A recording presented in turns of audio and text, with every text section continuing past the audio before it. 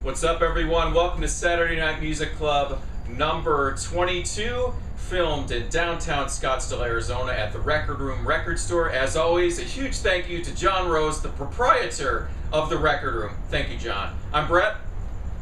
Raw dog in the hood.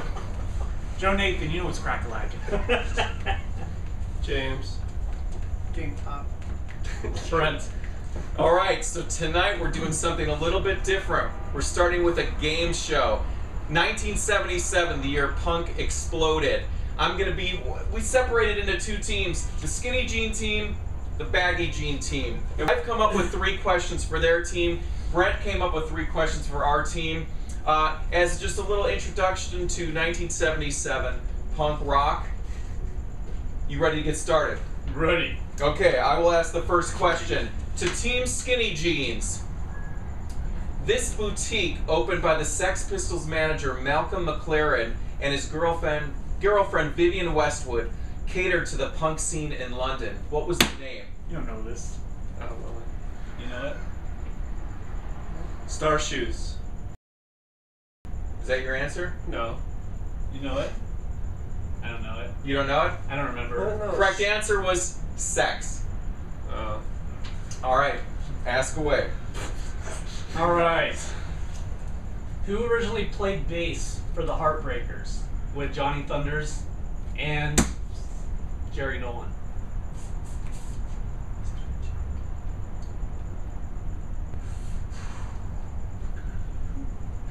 This one's on you. Okay, I'm gonna throw this one out in the dark here. This is probably totally not right. Arthur Kane. No. Okay, what is it? Richard Hell. From Richard Hell and the Boydoids. No way. Yes. Dang. Okay, your next question. What was the Ramones' debut single? Oh. I don't know.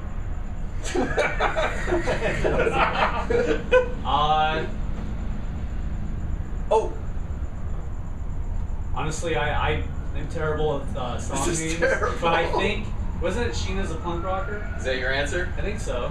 Ding! Incorrect. Blitzkrieg Bop. Oh, I was going to say that too. All right. Can we do this over again where we actually know the question? We'll cut the video and then put in the right answer so everyone looks smart. Okay. Here we go. Okay, so I'm gonna just ask you a super simple one, so someone gets something right. No, keep it. No. This is gonna just name the 4 original members of the Ramones By their band name? by their band name. And then their real name. You ready? Wait, you name one, you name one, you name one, and then you go back and name one. Okay, so I'll start with Dee Dee. Joey. No, James, stop. James, that's You're on you're our on our team. Oh. Jeez. Do you want me to finish it? No, don't say that. Come on. Okay, y'all let me finish it since we're a team. Johnny and Tommy. Wait, was him? Dee Dee, Joey, Tommy, and Johnny. Yeah. I thought there was some. Wasn't there a Marky? He He did did later. He plays Tommy. Go ahead. You're Damn. cut out. Okay. All I right. can't believe you just like. So team, you're on our team. team Baggy Jeans, we got a point. All right. Thanks to James. Yeah, James almost derailed it. Okay, you ready? Here's your last question, Team Skinny Jeans. You guys are doing great. What do the Sex Pistols Glenn Matlock, the Germs Lorna Doom, Devo's Gerard Casal all have in common? They play bass. Point for Team Skinny Jeans. Right. Damn, Good one, they're Brett. dead? Really? All right. Question We're tied three. up. We're tied up. Question 3. We're tied up. Question 3. Got this. Sorry. This is. We got it. Yeah, you guys got We got this. Question 3 and the final question for Team Baggy Jeans. What year did Elvis die?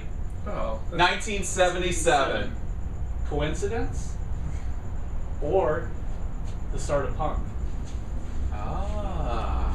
Deep thoughts. Deep Yeah, thoughts. Deep thoughts. Pondering moment. I think it's a conspiracy. Team Baggy Jeans is the winner. Yep. We're gonna keep this game show going for future music clubs because Yeah. this was good, wasn't it?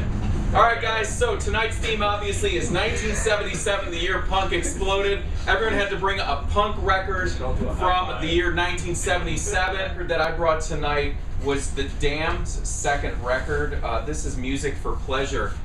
coincidentally very anti-punk, which Robert and I were discussing, is it was produced by Nick Mason from Pink Floyd, Pink Floyd's drummer. And this is a German press, and I thought I'd show you guys on Stiff Records. It comes on this nice aqua color record. So yeah, 1977, The Damned, second record. I think it's an 80s reissue, actually. All right, Robert, take off. I gave it a 2.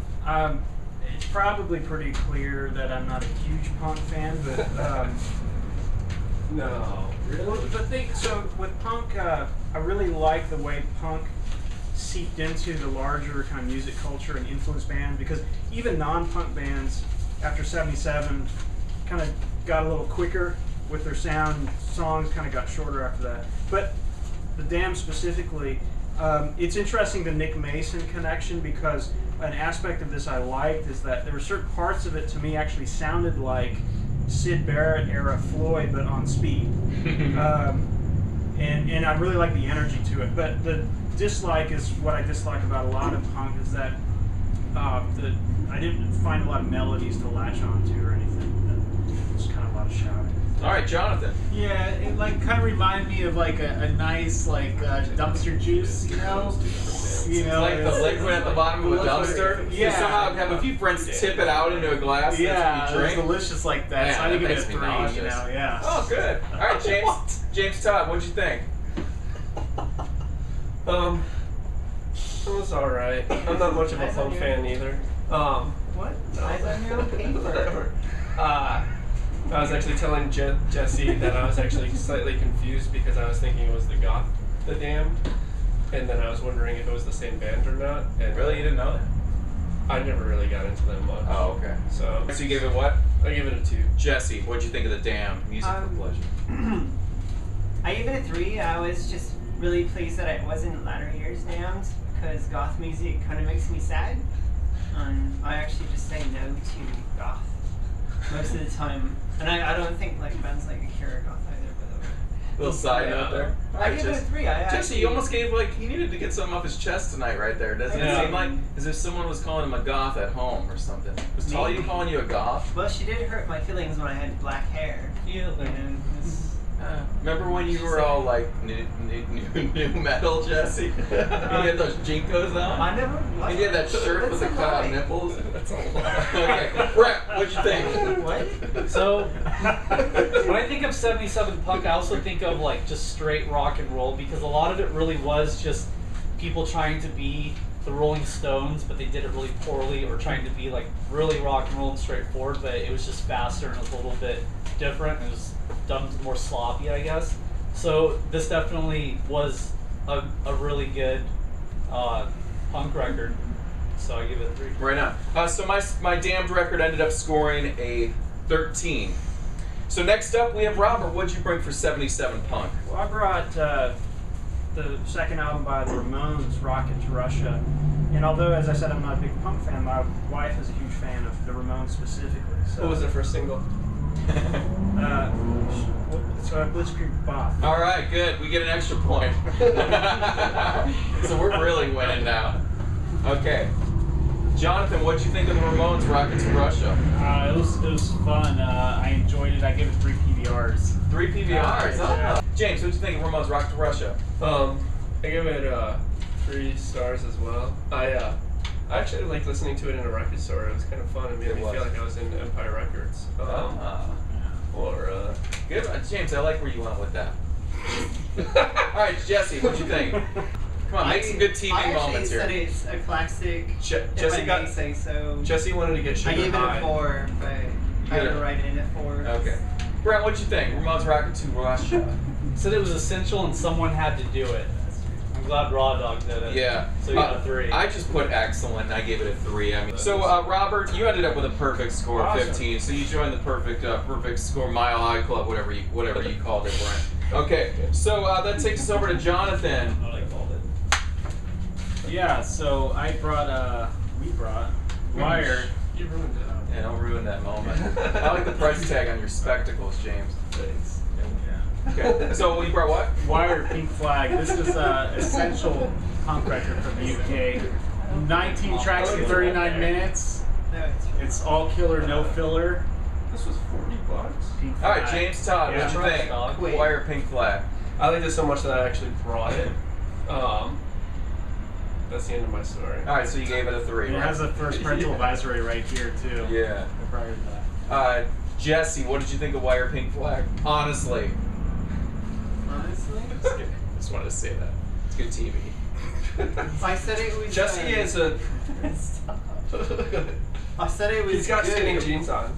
and that song 2 sounds like it might have been borrowed from Elastica.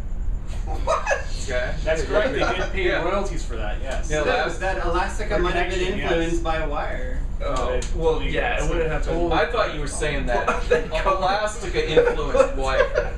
No, Wire might have influenced. We're your friends. We're Elastica. taking you down a notch. So what'd you give it? Now I want to give it a 2. All right, Brett. 3. I give it 3. Wire Pink Flag. Jonathan. Now you can Record. give it a 2. Because you're shit. If people haven't listened to this record before, listening the first time, you'll see a lot of influence. Like as you were saying, it's influenced a lot of bands and a lot of records. You hear like certain songs. You can hear like Fugazi took stuff. You can hear just a whole lot of Minor Threat. A whole lot of different bands took a lot from Wire. They were really influential as a punk band. So I mean, all of these records so far to me, they're essential punk records that if you buy punk records, they have to be in your collection. So it's a 3. It's a diverse record. And it was cool hearing Fragile, the Lemonheads on their covers out Varshans. They do a version of it. Jeans. So I think Brent, when we were talking earlier in the store, provided the explanation for why I love Wire, maybe not some of these other bands, because he classified Wire as art punk, Yeah. which makes a lot of sense. And then most people know that they later kind of became post-punk and then their own thing.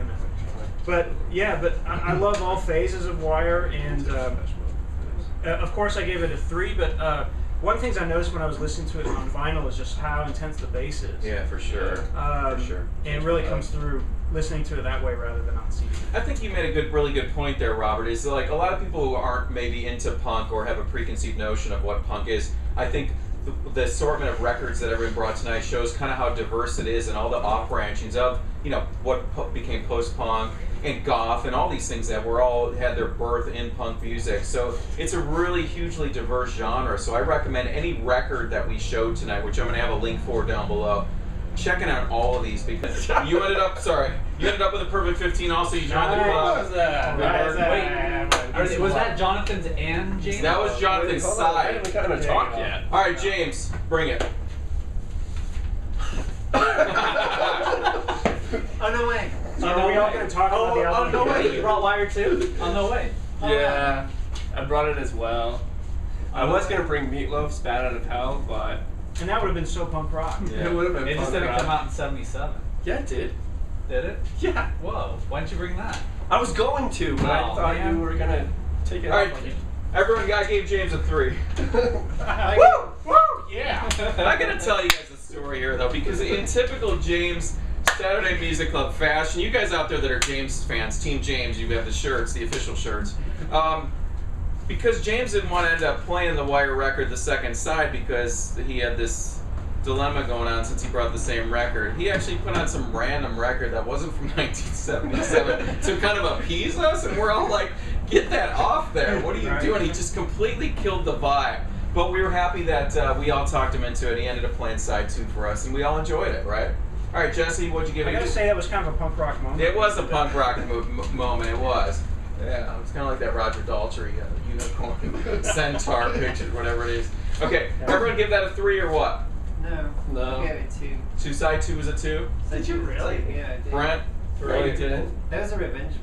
Yeah, there was a 2 in this batch. 3? Yeah. James, you ended up with a 14. You didn't get a perfect score. Oh, take it back. Take it back. Wait, no. We gotta start. Okay, Jesse, go ahead.